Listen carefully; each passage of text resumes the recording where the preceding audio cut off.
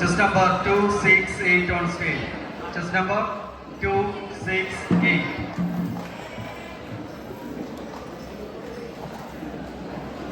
പ്രകൃതിരമണീയമായ മലയൻകുന്ന് ഗ്രാമം പൊൻകതിർ വീശിക്കൊണ്ട് പൊൻപുലരി അതാ പൊട്ടിവിടുന്നു. കളകളാരവത്തോടെ ഒഴുകുന്ന പുഴയോരത്തെ വൃക്ഷലതാദികളിൽ നിന്നും പക്ഷികളുടെ കളകുചലം കേൾക്കാം. പുഴയുടെ ഓരം ചേർന്നുള്ള ഇടവഴിയിലൂടെ അതാ സുന്ദരിയായ ഒരു പെൺകുട്ടി മന്ദം മന്ദം നടന്നു വരുന്നു. ആരാണവൾ എന്നല്ലേ പറയാം. കുസുമാലയത്തിലെ ബെന്നിയുടെയും ലാലിയുടെയും ഓമനപുത്രി സിത്താര. അതെ, ഞാനിവിടെ അവതരിപ്പിക്കുന്നു മലയൻകുന്നിലെ സിത്താര. വീട്ടിലും നാട്ടിലും ഓമനയായി വിദ്യാലയത്തിന്റെ കൺമണിയായി അനന്തമെല്ലാവർക്കും മേകിയെന്നും അഭിമാനമായി അവൾ വാണിടുന്നു. വീട്ടിലും നാട്ടിലും ഓമനയായി വിദ്യാലയത്തിന്റെ കൺമണിയായി അനന്തമെല്ലാവർക്കും മേകിയെന്നും അഭിമാനമായി അവൾ വാണിടുന്നു. അതെ, സിത്താര പഠനത്തിലും സ്വഭാവത്തിലും സമർത്ഥയാണ്. കലാകായിക മത്സരങ്ങളിൽ മികവുറ്റവൾ. അധ്യാപകർക്കോ കണ്ണിലുണ്ട്, മാതാപിതാക്കൾക്ക് പൊന്നോമന, അവരുടെ ഏകപുത്രി, കൂട്ടുകാരുടെ പ്രിയങ്കരി. ഒരു ദിവസം വിദ്യാലയത്തിലേക്ക് പോകുന്ന വഴി ഒരു അപരിചിതനായ യുവാവ് അവളെ സമീപിച്ചു. സിത്താരെ സ്നേഹപൂർവ്വം അവൻ അവളെ വിളിച്ചു. പുഞ്ചിരി തൂക്കിക്കൊണ്ട് അവൻ ചോദിച്ചു, അറിയില്ലേ എന്നെ? ഇല്ല, എനിക്കറിയില്ല, അല്പം ശങ്കയോടെ അവൾ പറഞ്ഞു. പക്ഷേ എനിക്ക് നിന്നെ അറിയാം, ഇനി നമ്മൾ പരിചയക്കാരാകും. നീ വളരെ നല്ല കുട്ടിയല്ലേ? ഇതാ നിനക്കൊരു കൊച്ചു സമ്മാനം. ഇത് എല്ലാവർക്കും ഇഷ്ടപ്പെട്ട മിഠായിയാണ്, ഇത് വാങ്ങൂ. വേണ്ട, എനിക്ക് വേണ്ട, അല്പം നീരസത്തോടെ അവൾ പറഞ്ഞു. അങ്ങനെ പറയില്ലേ മോളെ, ഇത് വാങ്ങൂ, തുറന്നു നോക്കൂ, കഴിക്കണ്ട. മനസ്സില്ലാ മനസ്സോടെ സിത്താരയത് വാങ്ങി. കണ്ണഞ്ചിക്കുന്ന തരം വർണ്ണ കള്ളാസിൽ പൊതിഞ്ഞ മിഠായി അവൾ തുറന്നു. കണ്ടോ, നല്ല ഭംഗിയില്ലേ കാണാൻ? ഇത് നീ കഴിച്ചാൽ നിനക്ക് നല്ല ആരോഗ്യവും ആനന്ദവും ലഭിക്കും. ഒന്ന് കഴിച്ചു നോക്കൂന്നേ. അവന്റെ നിർബന്ധത്തിന് വഴങ്ങി സിത്താര മിഠായി വായിലിട്ടു. എന്താ, ഇഷ്ടമായോ? ഇനിയും തരാൻ കേട്ടോ. ആരോടും ഒന്നും നീ വാങ്ങരുതേ എന്ന് അച്ഛനും അമ്മയും ചൊല്ലിയെന്നും യാത്രയാക്കിയിടുന്ന കാര്യങ്ങളോർത്ത് തെല്ലുഭയം തോന്നി സിത്താരയ്ക്ക്.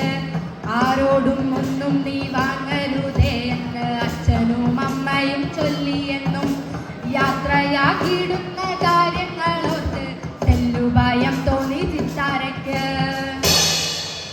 മിഠായിയുടെ സ്വാദ് ആസ്വദിച്ചുകൊണ്ട് മുന്നോട്ട് നീങ്ങിയ സിത്താരയുടെ മനസ്സിൽ എന്തെന്നില്ലാത്ത ഒരു ആനന്ദം, ശരീരത്തിൽ എന്തോ ശക്തി, ഉണർവ്, ധൈര്യം. അന്ന് കൂട്ടുകാരുടെ മുന്നിൽ അവൾ താരമായി. പദവിൽ കവിഞ്ഞ് അവൾ സംസാരിച്ചു. എല്ലാവരും അവളെ വിസ്മയത്തോടെ നോക്കി. എന്ത് പറ്റിയവൾക്ക്? സ്കൂൾ വിട്ടതിനു ശേഷവും കുറച്ചു സമയം കൂടി കൂട്ടുകാരോട് കളിച്ചു നിന്നു. പെട്ടെന്നാണ് അത് സംഭവിക്കുന്നത്. എനിക്ക് തല ചുറ്റുന്നു, സിത്താര കൂട്ടുകാരോട് പറഞ്ഞു. അമ്മയെ എന്നുറക്കെ വിളിച്ച് അവൾ നിലം പതിച്ചു. സിത്താരെ, സിത്താരെ എന്ന് വിളിച്ചുകൊണ്ട് കൂട്ടുകാർ അവളെ എഴുന്നേൽപ്പിക്കാൻ ശ്രമിച്ചു. പക്ഷെ അവർക്കതിന് സാധിച്ചില്ല. ഒരാൾ ടീച്ചറെ വിളിക്കാനോടി, മറ്റൊരാൾ വെള്ളമെടുക്കാനോടി, ഒരാൾ അവളുടെ കൂടെ തന്നെ ഇരുന്നു. അധ്യാപകരെല്ലാം ഓടിയെത്തി, വെള്ളമെടുത്തു തളിച്ചു നോക്കി, ഭീതിയോടെല്ലാരും ഉറ്റുനോക്കി, ഡോക്ടറെ കാണിക്കാൻ കൊണ്ടുപോയി. അധ്യാപകരെല്ലാം ഓടിയെത്തി, വെള്ളമെടുത്തു തളിച്ചു നോക്കി, ഭീതിയോടെല്ലാരും ഒറ്റുനോക്കി, ഡോക്ടറെ കാണിക്കാൻ കൊണ്ടുപോയി.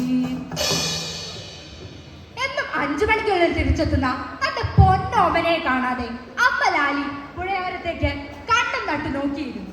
അച്ഛൻ വീട്ടിലെത്തിയിട്ടില്ല. ഓരോ നിമിഷവും ഓരോ മണിക്കൂർ പോലെ ഇഴഞ്ഞു നീങ്ങി. പലരോടും അവൾ ചോദിച്ചു, എന്റെ മോളെ കണ്ടോ? ഇല്ല എന്നായിരുന്നു എല്ലാവരുടെയും മറുപടി. പെട്ടെന്നാണ് ഒരു ഓട്ടോറിക്ഷ അവളുടെ കണ്ണിൽ പെട്ടത്. തന്റെ വീടിനെ ലക്ഷ്യമാക്കിയാണല്ലോ അത് വരുന്നത്. പെട്ടെന്നെത്തിയ ഓട്ടോയിലേക്ക് അവൾ ഒന്നേ നോക്കിയുള്ളൂ. സിത്താരയെ താങ്ങി പിടിച്ചുകൊണ്ട് 2 അധ്യാപികമാർ പുറത്തേക്ക് ഇറങ്ങി. കണ്ണുകൾ തുറക്കാത്ത തന്റെ പൊന്നോമനിക്ക് എന്ത് പറ്റി? അമ്മ ലാലി അല്ലപുറയിട്ട് കരഞ്ഞു. എന്റെ ദൈവമേ, എന്ത് വീട്ടിലേക്ക് കയറിയ അധ്യാപികമാർ അവളെ ഒരു കട്ടിലിൽ കിടത്തി. ലാലിയുടെ ചുമലിൽ തട്ടി അവളെ ആശ്വസിപ്പിക്കാൻ ശ്രമിച്ചു. അമ്മേ, കരയല്ലേ, എന്താ ഉണ്ടായതെന്ന് ഞങ്ങൾ പറയാം. ഹോസ്പിറ്റലിൽ വെച്ച് അവളൊന്ന് ഛർദ്ദിച്ചു. അരുതാത്തതെന്തോ അവളുടെ ഉള്ളിൽ ചെന്നിട്ടുണ്ട്. അതെന്താണെന്നറിയാൻ രക്തപരിശോധിക്കാൻ കൊടുത്തിട്ടുണ്ട്. വാടിക്കരിഞ്ഞൊരു പൂവ് പോലെ ഖേദമോടെ കണ്ടു ഓമലാളെ, വാരിപ്പുണർന്നമ്മ കേറുകയാ നിശ്ചലയായ പൊന്നോമനയെ. വാടിക്കരിഞ്ഞൊരു പൂവ് പോലെ ഖേദമോടെ കണ്ടു ഓമലാളെ, വാരിപ്പുണർന്നമ്മ കേറുകയാ നിശ്ചലയായ പൊന്നോമനയെ. ലാലയുടെ പതിവില്ലാത്ത കരച്ചിൽ കേട്ട് അയൽക്കാരെല്ലാം ഓടി വന്നു. വിവരമറിഞ്ഞ് ഓഫീസിൽ നിന്ന് ബെന്നിയും എത്തി. മോളെ സിത്താരെ, ബെന്നിയുടെ കരച്ചിൽ കേട്ട് എല്ലാവരും തേങ്ങി. ആ സമയം അവളുടെ റിസൾട്ടുമായി അവളുടെ ക്ലാസ് ടീച്ചർ വർഗീസ് മാസ്റ്റർ അവിടെ എത്തിച്ചേർന്നു. ബെന്നിയെ മാറ്റി നിർത്തിക്കൊണ്ട് എന്തോ പറഞ്ഞു. എല്ലാവരുടെയും മുഖത്ത് ഭീതി പടർന്നു. അന്തരീക്ഷം പെട്ടെന്ന് മൂകമായി.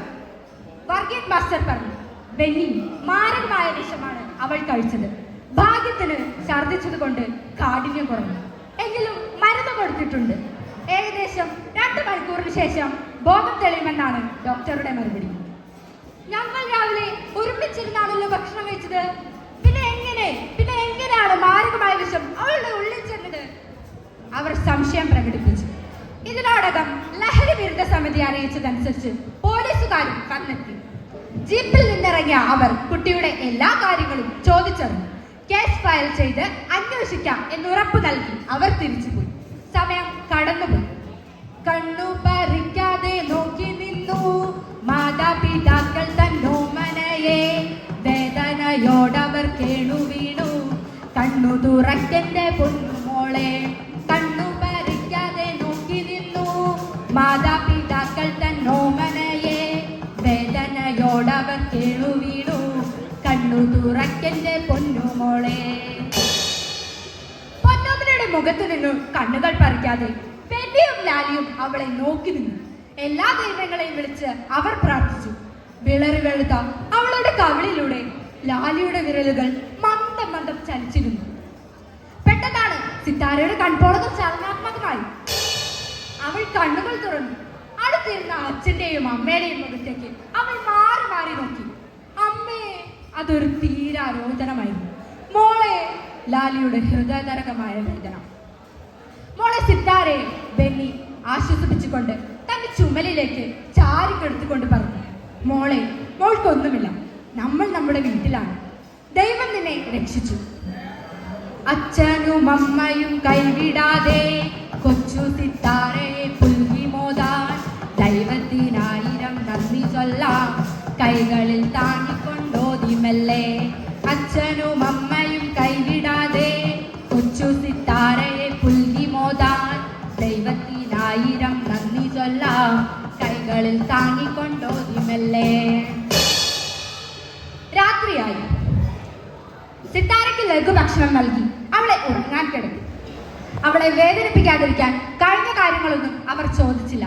അടുത്ത ദിവസം സ്കൂളിൽ വിട്ടതുമില്ല. അന്ന് മലയൻകുന്ന് ഗ്രാമത്തിൽ ഒരു പ്രത്യേക സംഭവം അരങ്ങേറുകയായിരുന്നു. തലേ ദിവസത്തെ അനിഷ്ട സംഭവങ്ങൾ നാട്ടുകാർ സ്കൂൾ പരിസരത്ത് കണ്ട ഒരു അപരിചിതനായ യുവാവിനെ പിടികൂടി പോലീസിൽ ഏൽപ്പിച്ചു. അയാളെ ചോദ്യം ചെയ്തപ്പോഴാണ് നടന്ന സംഭവത്തിന്റെ ചുരുളയുന്നത്. സിത്താരയ്ക്ക് മിഠായി നൽകിയത് മുരുകൻ എന്ന ഒരു യുവാവായിരുന്നു. കഞ്ചാവ്, മയക്കുമരുന്ന്, ലഹരി വസ്തുക്കളെല്ലാം അവർ കയ്യോടെ അയാളിൽ നിന്ന് പിടികൂടി. ഒട്ടുമേ വൈകാതെ വന്നു ചേർന്നു പോലീസുകാർക്കൊപ്പം മുരുകനെന്ന്. തെല്ലുഭയത്തോടെ നോക്കി നിന്നു മാതാപിതാക്കളും പൊന്നുമോളും. ഒട്ടുമേ വൈകാതെ വന്നു ചേർന്നു പോലീസുകാർക്കൊപ്പം മുരുകനെന്ന്. തെല്ലുഭയത്തോടെ നോക്കി നിന്നു മാതാപിതാക്കളും പൊന്നുമോളും. പോലീസുകാർ മുരുകനോട് ഒരു ചോദ്യം. ഈ കുട്ടിയെ കണ്ടിട്ടുണ്ടോ? മൗനം പാലിച്ച മുരുകന്റെ ചുമൽ ഒന്ന് പെരുമാറിക്കൊണ്ട് ചോദ്യം വീണ്ടും ആവർത്തിച്ചു. ഈ കുട്ടിയെ കണ്ടിട്ടുണ്ടോ എന്ന് ഭയത്തോടെ അയാൾ പറഞ്ഞു. ഉണ്ട്, കണ്ടിട്ടുണ്ട്. ഇന്നലെ എന്താണ് നീ ഇവൾക്ക് നൽകിയത്? മൗനം പാലിച്ച മുരുകൻ നിമിഷങ്ങൾക്കകം പറഞ്ഞു, ലഹരി മിഠായി. തെളിവെടുപ്പ് പൂർത്തിയായ ശേഷം അയാളെ അറസ്റ്റ് അറസ്റ്റ് ചെയ്ത് സ്റ്റേഷനിലേക്ക് കൊണ്ടുപോയി. അടുത്ത ദിവസം സ്കൂൾ അസംബ്ലിയിൽ നാട്ടുകാരും കുട്ടികളും അധ്യാപകരും ചേർന്ന് ഒരു പ്രതിജ്ഞ എടുത്തു. ലഹരി വാങ്ങുകയോ വിൽക്കുകയോ കഴിക്കുകയോ ചെയ്യില്ലെന്ന്. അവർ ഒരു ജാഥയായി മലയക്കുന്ന് ഗ്രാമത്തിലൂടെ കടന്നുപോയി. ലഹരി വിരുദ്ധമായി തീർന്നു ഗ്രാമം, സംശുദ്ധമായി തീർന്നു പൊന്നു ഗ്രാമം. എങ്ങും നിറഞ്ഞു വിളങ്ങി നിന്നു ശാന്തിയും ഐക്യവും ഐശ്വര്യവും. ആ ലഹരി വിരുദ്ധമായി തീർന്നു ഗ്രാമം, സംശുദ്ധമായി തീർന്നു പൊന്നു ഗ്രാമം. എങ്ങും നിറഞ്ഞു വിളങ്ങി നിന്നു ശാന്തിയും ഐക്യവും ഐശ്വര്യവും. പരിചയമില്ലാത്തവരോ പരിചയക്കാരോ സ്നേഹം നടിച്ച് ഭക്ഷ്യസാധനങ്ങളോ പാനീയങ്ങളോ വാഗ്ദാനം ചെയ്യുന്ന സന്ദർഭങ്ങളിൽ അത് സ്വീകരിക്കാതെ നിഷേധിക്കുക. ലഹരിയില്ലാത്ത ആരോഗ്യവും സമാധാനവുമുള്ള നല്ല നാളേക്കായി നമുക്ക് അണിചേരാം. നന്ദി, നമസ്കാരം.